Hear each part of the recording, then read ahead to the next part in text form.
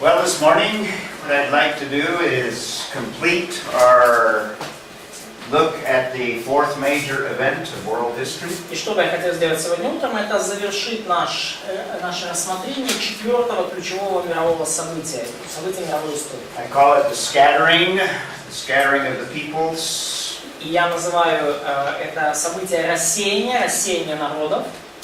In Genesis 10 and 11. И Бытие 10 и 11 глава повествует нам об этом.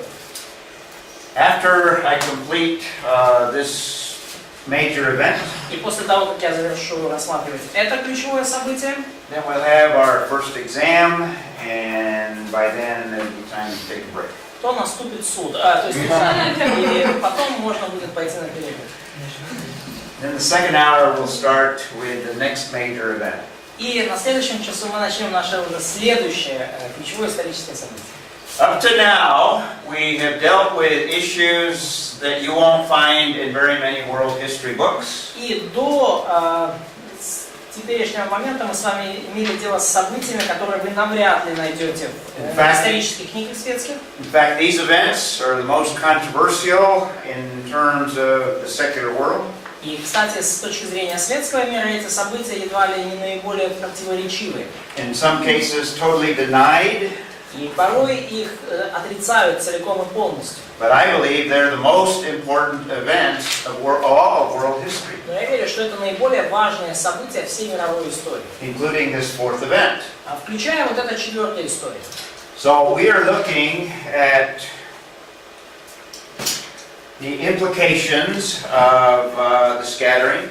И мы с вами сейчас рассматриваем выводы, которые можно сделать из рассеяния, последствия рассеяния. Yesterday we talked about the corrupting effects of sin and the cycles of sin that you see throughout world history. Вчера мы говорили с вами о тлетворном влиянии греха и вот эти циклы греха и суда, которые Бог осуществляет на протяжении всей истории. This event also implies the origin of languages. И также это событие позволяет нам сделать выводы о происхождении языков. Not the origin of language singular, but of many languages. Не происхождение языка в единственном числе, но происхождение языков во множественном числе. Chapter 11, beginning in verse 1, it says, "Now the whole earth used the same language and the same words, or the same vocabulary." Бытие 11 глава уже в первом стихе говорит, что на всей земле был один язык и одно наречие, то есть один словарь. We see the origin of language begins, or actually doesn't begin, but finds its origin in God Himself. Мы видим, что сам по себе язык в единственном числе происходит от самого Бога.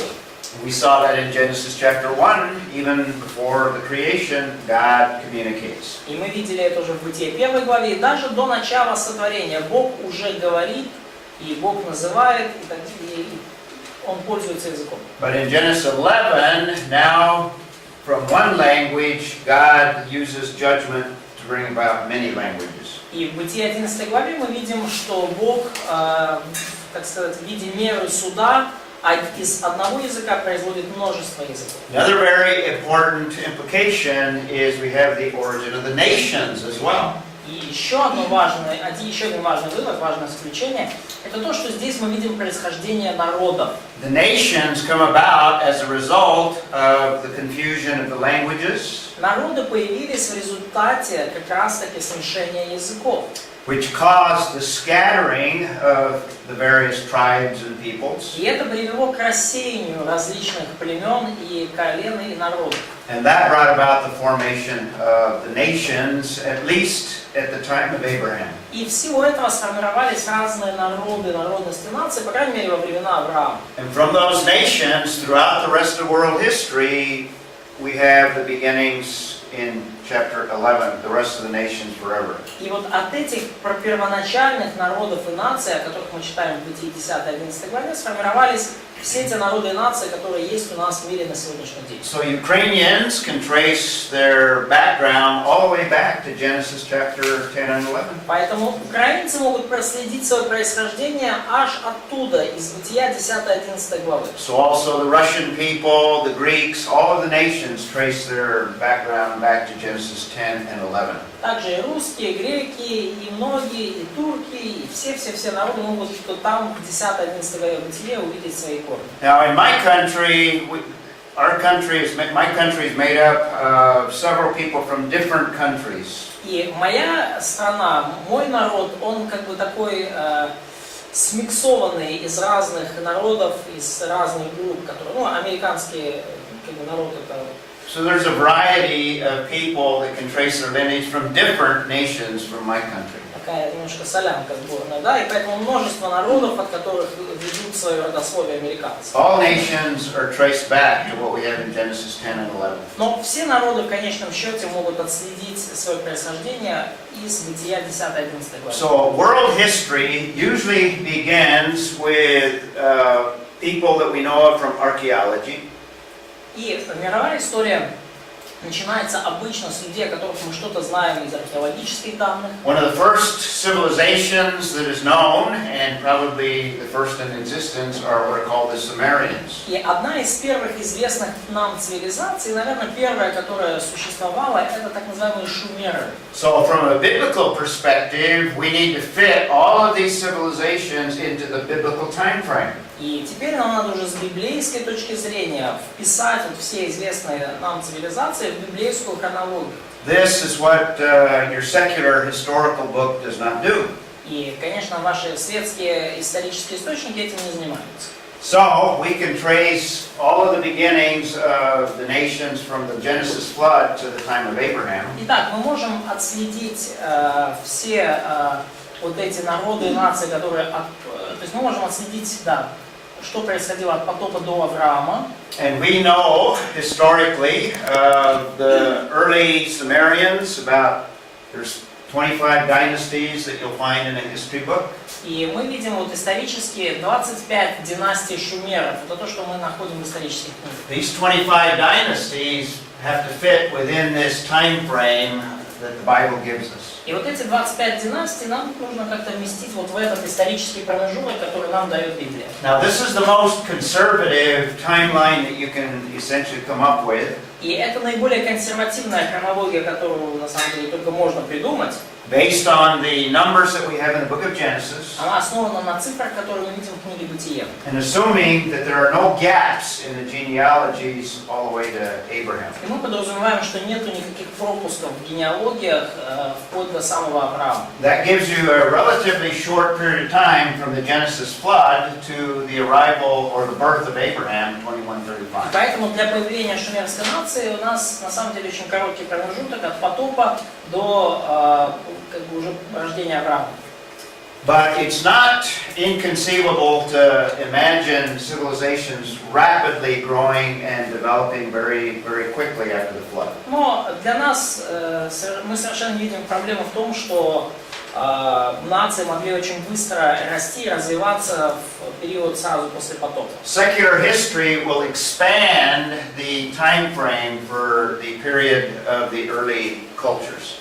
Светская история, она расширяет период, в течение которого, по их мнению, существовали вот эти ранние древние культуры. But they assume that cultures develop by evolution slowly over a longer period of time. Но светские историки, опять же, они предполагают, что культура развивалась эволюционно на протяжении долгого периода времени, медленно, потихонечку. But one of the things that we have in the early chapters of Genesis is evidence of very high culture before the Genesis flood. Но что мы видим в ранних главах книги Бытие, это признаки очень высокой культуры, высокоразвитой культуры еще до потопа. In fact, iron and bronze instruments are noted in Genesis chapter 5. In other words, they existed. И мы в 4 и 5 главах Бытия мы видим уже бронзовые и железные орудия. То есть они уже в то время существовали. Sophisticated musical instruments are mentioned in that same chapter. В той же самой главе упомянуты довольно сложные музыкальные инструменты.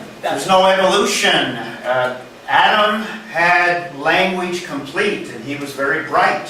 Нет места для эволюции в Писании, потому что Адам уже был создан завершенным человеком, у него был завершенный как бы язык, способность говорить, и он был очень толковый. There are no Stone Age men in the book of Genesis, in the early chapters of Genesis. В книгах Бытие нету пещерного человека. Instead, what you have is degeneration, not evolution. То есть, что мы видим в книге Бытия? Мы не видим постепенное эволюционирование и прогресс. Мы видим лишь растление и развращение, и упадок. So Noah and Shem had the technology, at least in their thinking and in their minds, but that existed before the flood. Поэтому и у Ноя, и у Сима в голове были те технологии еще, которые существовали до потопа. So these cultures could develop very rapidly. It didn't take long periods of time. Поэтому все вот эти культуры могли стартовать очень быстро, с быстрого старта, и для этого могло не потребоваться много времени, чтобы они развились. I mentioned also that you can place the Ice Age shortly after the Genesis flood. И также я упоминал ранее, что вы можете разместить ледниковый период сразу после потопа. And in fact, you have evidence of things that are mentioned very early, particularly in Genesis chapter 11. И вообще-то есть вот свидетельства некоторые в тексте, особенно в 11 главе, очень ранние тексты, которые указывают на ледниковый период. In fact, a couple of years ago, I went to Egypt, and this isn't my photograph, but I took some photographs of this same pyramid. Вот несколько лет назад я был в Египте. Это не мое фото, но я просто взял фото другого человека, той же пирамиды. It shows that culture spread rapidly and technology spread amongst all of these peoples. Сам факт существования этой пирамиды показывает, что культура и технология рванули очень быстро начали развиваться среди всех этих народов. This is not a primitive pyramid. This is a pyramid that reflects the pyramids in Mesopotamia. Это не какая-то примитивная пирамидка, это вполне такая развитая пирамида, очень похожа на пирамиды в Месопотамии. The technology of Babel was passed on to those generations that followed. Технологии Вавилона они передались последующим поколениям. This is the pyramid that exists in Egypt today. Это пирамида, которая существует в Египте по сей день. Yeah, Пирамида Зосера. We have the famous great pyramids of Giza. Мы видим великие пирамиды Гизы. These are very high-tech structures, very high-tech. Эти конструкции очень высокотехнологичные. In fact, engineers today don't know how they could build such a pyramid. На самом деле, даже нынешние инженеры не всегда до конца понимают, как им удалось построить такие пирамиды. If we had more time, I could talk a lot about the technology, but I just want to mention, in fact, I have over an hour's worth of talk on that alone. Да, если бы было время, я бы вам рассказал больше про эти пирамиды. У меня есть несколько часов семинара насчет этих пирамид, но просто сейчас времени. These were built in probably the 4th dynasty of the Egyptian Empire. Но эти пирамиды построены в течение 4-й династии Египетской империи. And depending on how you date the Timeframe, this would fall somewhere close to the time of Abraham. И в зависимости от того, как вы уже там что датируете, но где-то в период жизни Авраама они построены. Just a little bit before, about 2100 BC for the Cheops pyramid. То есть вот чуть-чуть до Авраама, где-то в 2100 году, пирамида Хеопса была построена. And about 1800, this would be after the time of Abraham. И уже после Авраама, где-то в 1800-х годах, пирамида Куфу. And this is a tremendous structure. In fact, there's nothing like it anywhere else in the world. И это потрясающая величины и сложности конструкции. На самом деле ничего подобного в мире нет. We don't know how they cut these stones, how they transported them, and how they moved them. Мы не знаем, как они вырезали эти камни, как они их перемещали, как они их передвигали. Or rather, how they placed them. И также мы не знаем, как они размещали их с такой точностью. And a pyramid like this was built within no more than 30-40 years. И так подобная пирамида была построена максимум за 30-40 лет. In fact, I did some calculations and I don't remember the exact numbers. И я, кстати, даже провел там некоторые вычисления, и я уже сейчас, может, не вспомню точную цифру. But to do it within about a 40-year, I was conservative, about a 40-year period. Но для того, чтобы сделать это за 40-летний период, вот такая консервативная, скажем так, They had to place, I can't remember the number, but it was about 20 of these stones every day.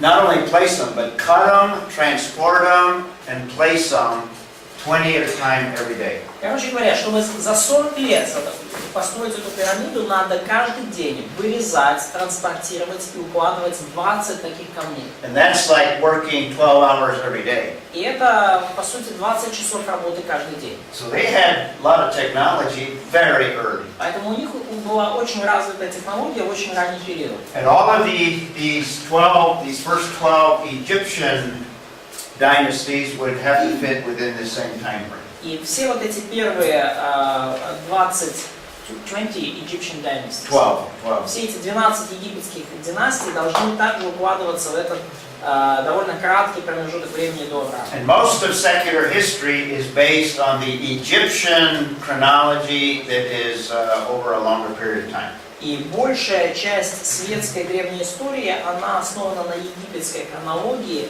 и дает таким образом более продолжительный промежуток. I'm going to talk some more about the Egyptian chronology when we talk about the Exodus, but for now, these are some of the pieces of information that we need to fit within this time frame. Я поговорю еще немножко больше о египетской хронологии, когда коснемся исхода, но пока вот это то, что нам нужно вписать в нашу хронологию, шумерскую египетскую цивилизацию. So all of the major cultures and civilizations early would have to fit within the time frame before the time of Abraham.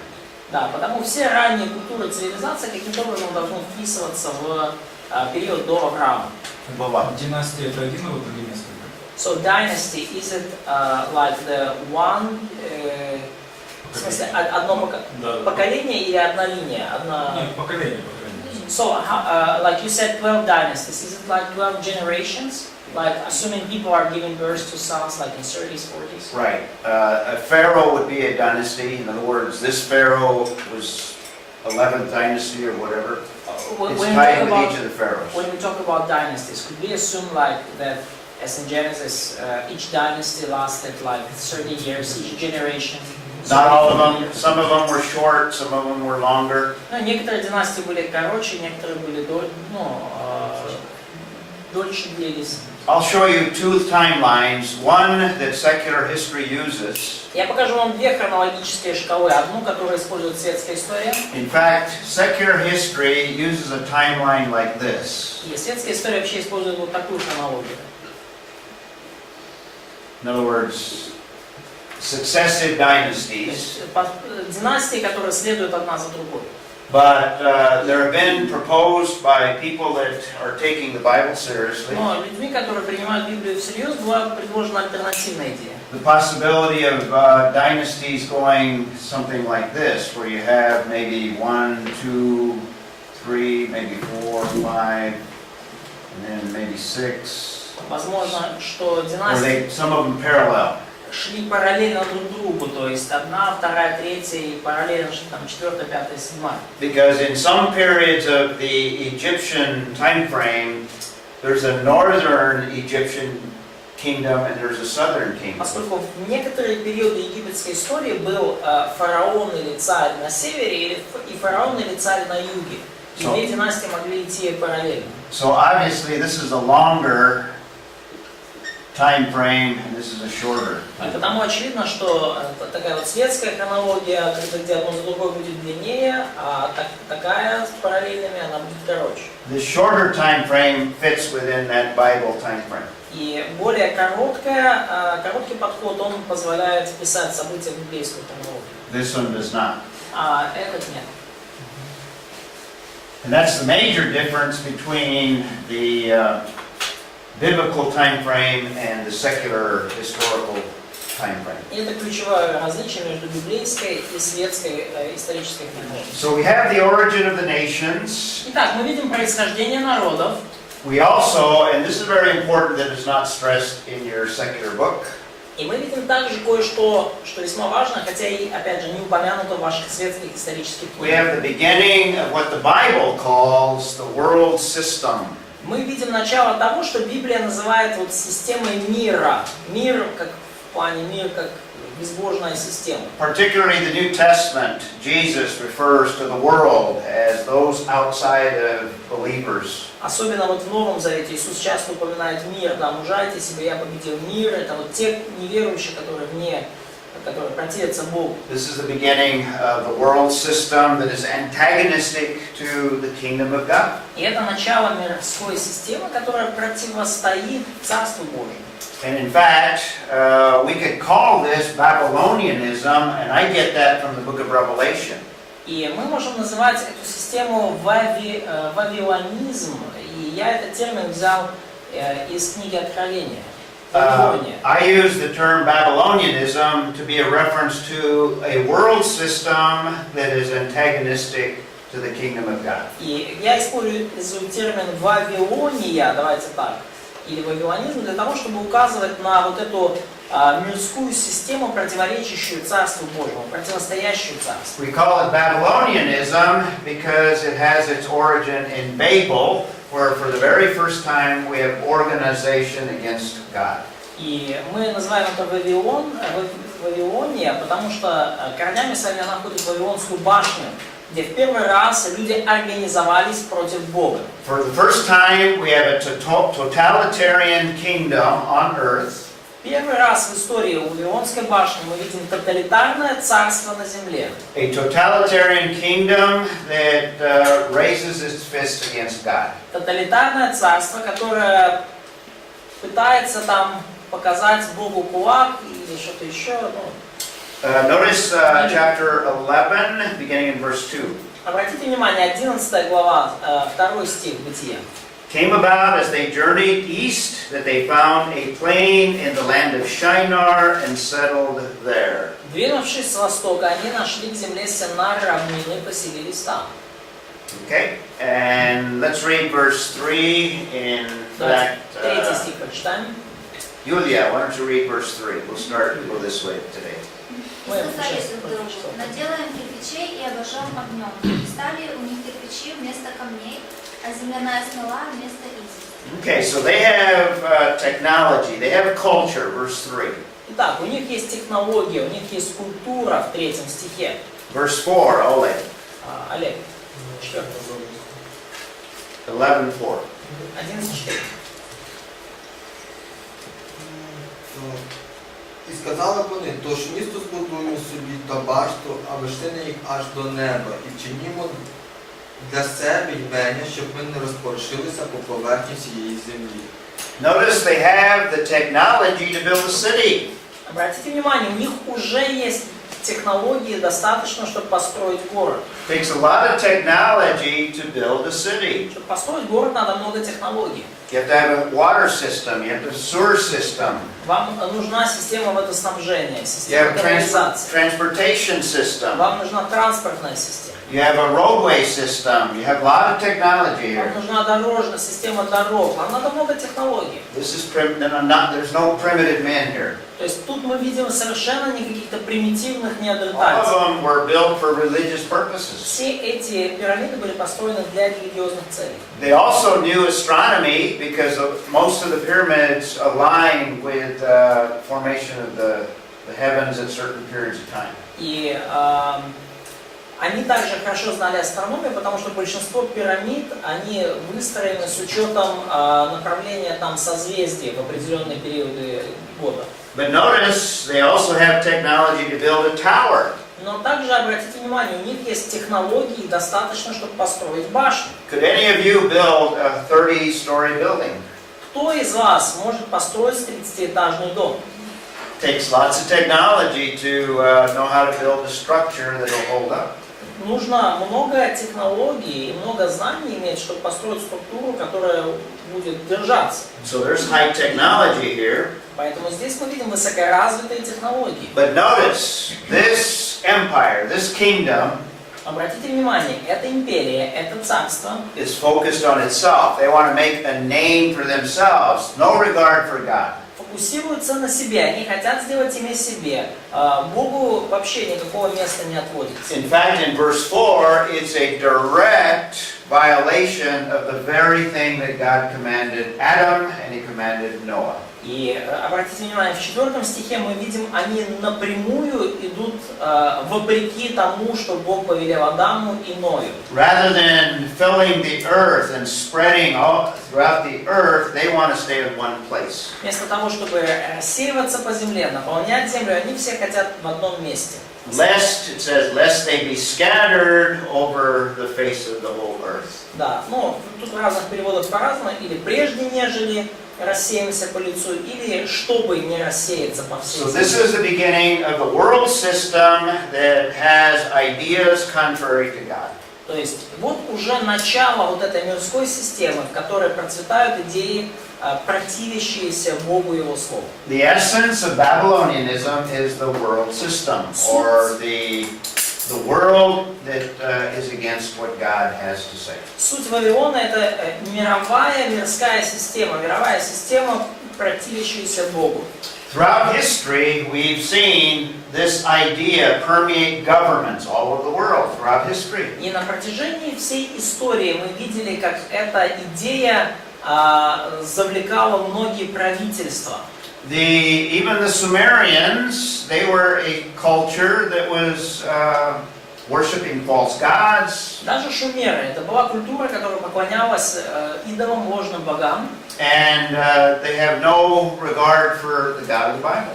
И они совершенно, в общем-то, не имели никакого почтения к Богу Библии. Similar with the Egyptians were totalitarian and they were anti-God. То же самое с египтянами. Египтяне были тоталитарными государствами, и они также были против Бога. Polytheistic. Политеистическое многобожие. So also the Babylonians, Также вавилоняне, the Assyrians, ассирийцы, the Medo-Persians, the Greek, every empire. римляне и так далее. And eventually, when we get to Revelation chapter 17 and И 18, в конечном итоге, когда мы добираемся до Откровения 17-18 главы, we have the destruction of the last world empire that is antagonistic to God. мы увидим там разрушение последней мировой системы, которая противится Богу. That's why John uses the word Babylon the Great when he talks about Babylon in Вот почему Revelation 17 and 18. апостол Иоанн говорит о том, что там пал Вавилон Великий, когда он описывает происходящее в 17-18 главе. So that's Babylonianism and the origin of the nations. Итак, это вавилонизм или Вавилония и происхождение наций.